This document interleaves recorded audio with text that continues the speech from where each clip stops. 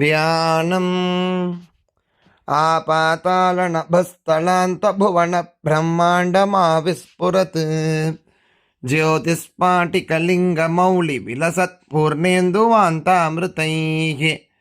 अस्तोकाप्लुतमेकमीशमनिशं रुद्रानुवाकाञ्जपन् ध्यायेत् ईप्सितसिद्धये ध्रुवपदं विप्रोऽभिषिञ्चेत् शिवम् ब्रह्माण्डौ व्याप्तदेगाभसितहिमरुचा भासमाना भुजङ्गैः कण्ठे कालाः कपर्धा कलितशशिकलाश्चण्टकोदण्डहस्ताः त्यक्षा रुद्राक्षमाला सुललितवपुषः शाम्भवा मूर्तिभेदाः रुद्रा श्रीरुद्रसूक्तप्रकटितविभवा न प्रयच्छन्तु सौख्यम् इत्युक्त्वा सत्वरं साम्बं स्मृत्वा शङ्करपादुके ध्यात्वा ययौ गणाधीशः शिवसन्निधिमादरात् ततः प्रणम्य बहुधा कृताञ्जलिपुटः प्रभुं शम्भुं स्तोतुं मतिं चक्रे सर्वाभीष्टप्रदायकम् गणेश उवाच नमस्ते देवदेवाय नमस्ते रुद्रमण्यवे नमस्ते चन्द्रचूडायाप्युतोत इषवे नमः नमस्ते पार्वतीकान्तैकरूपाय धन्वने नमस्ते भगवन् शम्भो बाहुभ्याम् उत ते नमः इषुः शिवतमायाते तया मृडाय रुद्रमा शिवं धनुर्यद्बभूव तेनापि मृडयादुना शरव्या शिवतमा तयापि मृडय प्रभो याते रुद्रः शिवा नित्यं सर्वमङ्गलसाधनम्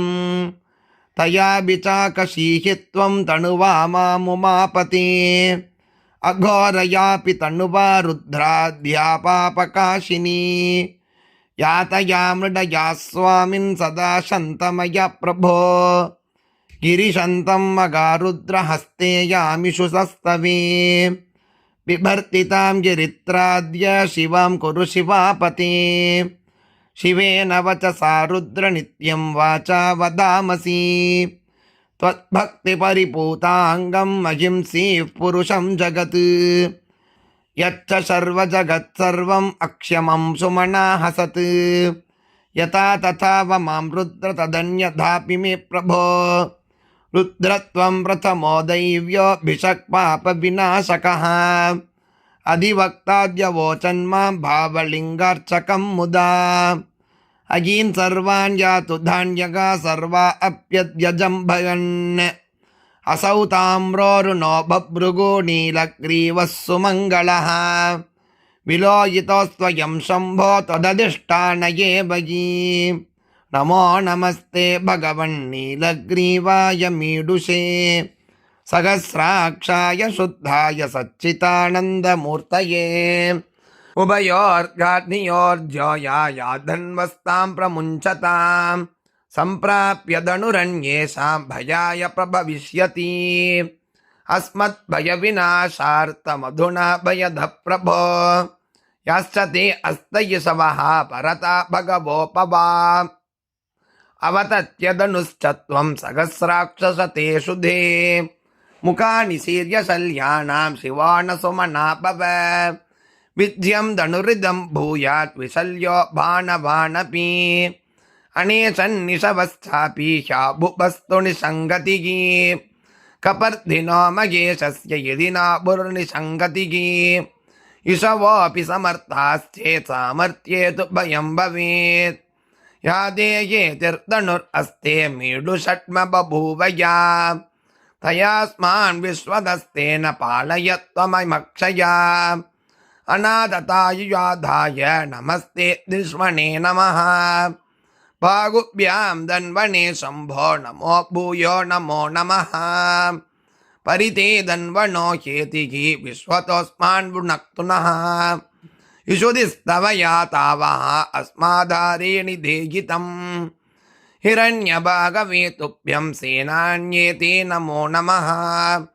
दिशां च पतये तुभ्यं पशूनां पतये नमः विसीमते नमस्तुभ्यं नमः सत्पिञ्जराय ते नमः पतीनां पतये बप्लुसाय नमो नमः नमो विव्याधिनेन्नानां पतये प्रभवे नमः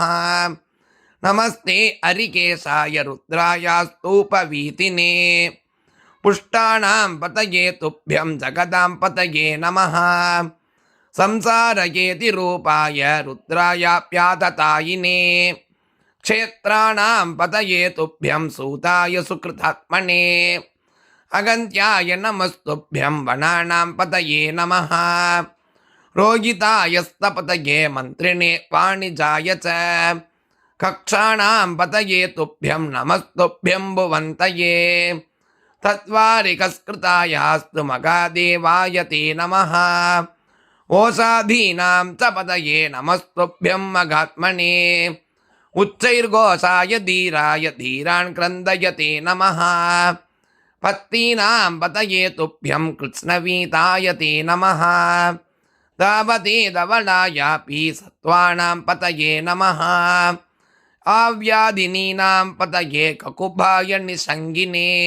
स्तेनानां पतये तुभ्यं दिव्येषु धिमते नमः तस्कराणां च पतये वञ्चते परिवञ्चते स्थायूणां पतये तुभ्यं नमस्ते सुनिचेरवे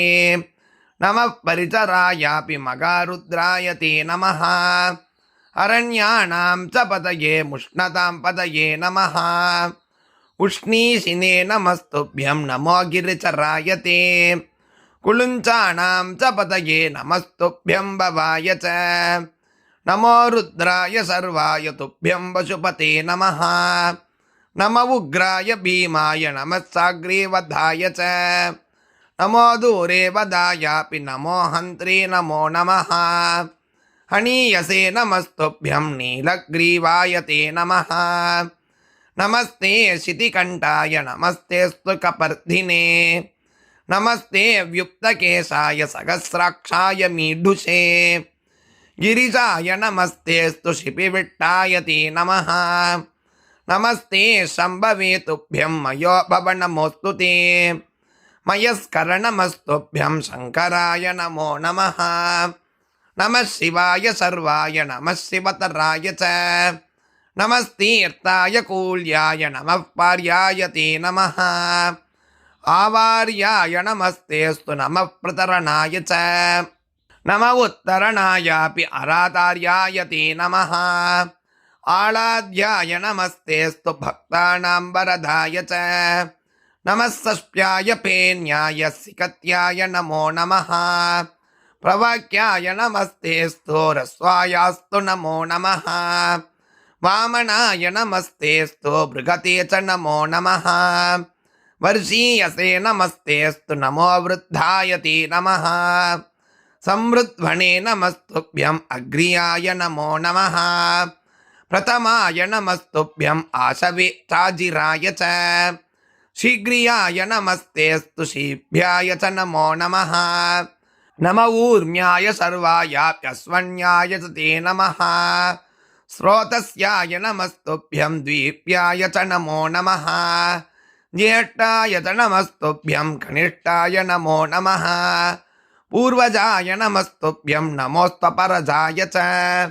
मध्यमाय नमस्तुभ्यं अपकल्पाय ते नमः जगज्ञाय नमस्तुभ्यं बुद्धिज्ञाय नमो नमः सोऽभ्याय प्रतिसर्याय याम्याय च नमो नमः क्षेम्याय च नमस्तुभ्यं याम्याय च नमो नमः उर्वर्याय नमस्तुभ्यं कल्याय च नमो नमः श्लोक्याय चावसान्याय अवस्त्वन्याय चे नमः नमो वन्याय कक्ष्याय मौञ्चाय च नमो नमः श्रवाय च नमस्तुभ्यं प्रतिश्रवणमो नमः आशुसेनाय शूराय नमोऽस्त्वाशुरथाय च वरूथिने पर्मिने च बिल्मिने च नमो नमः श्रुताय श्रुतसेनाय नमः कवचिने नमः तुन्दुभ्याय नमस्तुभ्यं आगण्याय च ते नमः प्रजिताय नमस्तुभ्यं विष्णवे प्रमुषाय च பாராய பாரவிந்தாய நமஸ்தீக்ஷ்ணேசவே நமः சுதன்வனே நமஸ்துभ्यं स्वायुधाय नमो नमः नमः श्रुत्याय पत्याय नमः काट्याय ते नमः नमो नीप्याय सूद्याय सरस्याय च ते नमः नमो नाद्याय भव्याय वैशन्ताय नमो नमः अवट्याय नमस्तुभ्यं नमः कुप्याय ते नमः अवर्ष्याय च वर्ष्याय मेध्याय च नमो नमः विद्युत्याय नमस्तुभ्यं ईद्रियाय नमो नमः आतप्याय नमस्तुभ्यं वात्याय च नमो नमः रेश्म्याय नमस्तुभ्यं वास्तव्याय च ते नमः वास्तुपाय नमस्तुभ्यं नमः सोमाय ते नमः नमो रुद्राय ताम्राय अरुणाय च ते नमः नमो उग्राय भीमाय नमः शङ्खाय ते नमः नमस्तीर्थाय कूल्याय सिकत्याय नमो नमः प्रवाक्याय नमस्तुभ्यं ईरिण्याय नमो नमः नमस्ते चन्द्रचूडाय प्रमथ्याय नमो नमः किंशिलाय नमस्तेस्तु क्षयनाय च ते नमः कपर्दिने नमस्तेस्तु नमस्तेस्तु पुलस्तये नमो गोट्याय गुह्याय ग्रगाणां पतये नमः नमस्तल्प्याय गेक्याय गुहावासाय ते नमः काट्याय गक्वरेट्टाय हृतत्याय च ते नमः निवेश्याय नमस्तुभ्यं पांसव्याय च ते नमः रजस्याय नमस्तुभ्यं परात्परतराय च नमस्ते अरिकेशाय सूक्ष्याय च नमो नमः हरत्याय नमस्तुभ्यं हरिवर्णाय ते नमः नम उन्म्याय सूर्म्याय पर्याय च नमो नमः नमोपगुरमाणाय पर्णसद्याय ते नमः अभिघ्नते चाग्निदते नमः प्रक्तिदते नमः विश्वरूपाय विश्वाय विश्वाधाराय ते नमः त्र्यम्बकाय च रुद्राय गिरिजापतये नमः मणिकोटिरकोटिस्थकान्तिद्वीप्ताय ते नमः वेदवेदान्तवेद्याय वृषारूढाय ते नमः अविज्ञेयस्वरूपाय सुन्दराय नमो नमः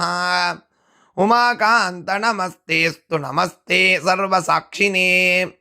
हिरण्यभागवेतुभ्यं हिरण्याभरणाय च नमो हिरण्यरूपाय रूपातीताय ते नमः हिरण्यपतये तुभ्यम् अम्बिकापतये नमः उमायापतये तुभ्यं नमः पापप्रणाशक मेडुष्टमाय दुर्गाय कद्राय प्रचेतसे तव्यसे बिल्वपूज्याय नमः कल्याणरूपिणे अपार कल्याणगुणार्णवाय श्रीनीलकण्ठाय निरञ्जनाय कालान्तकायापि नमो नमस्ते दिक्कालरूपाय नमो नमस्ते वेदान्तवृन्दस्तुतसद्गुणाय गुणप्रवीणाय गुणाश्रयाय श्रीविश्वनाथाय नमो नमस्ते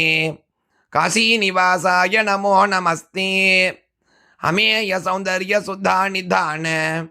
समृद्धिरूपाय नमो नमस्ते धराधराकार नमो नमस्ते धारास्वरूपाय नमो नमस्ते निगारशैलात्मज हृद्विकार प्रकाशहार प्रविभासि वीर वीरेश्वरापार दयानिधान पागि प्रभो पागि नमो नमस्ते व्यासोवाच एवं स्तुत्वा मगादेवं प्रणिपत्य पुनः पुनः कृताञ्जलिपुटस्तस्थौ पार्श्वे डुण्डिविनायकः तमालोक्य सुतं प्राप्तं वेदं वेदाङ्कभारगं स्नेहाश्रुधारा संवीतं प्रागडुण्डिं सदाशिवः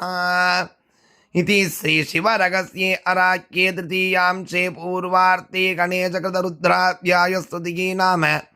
दशमोऽध्यायः सम्पूर्णम्। अनेन श्रीगणेशकृतश्लोकात्मकरुद्राध्यायपारायणेन श्रीविश्वेश्वरः सुप्रीतः सुप्रसन्नो वरदो भवन्तु। ओम शान्तिः शान्तिः शान्तिः।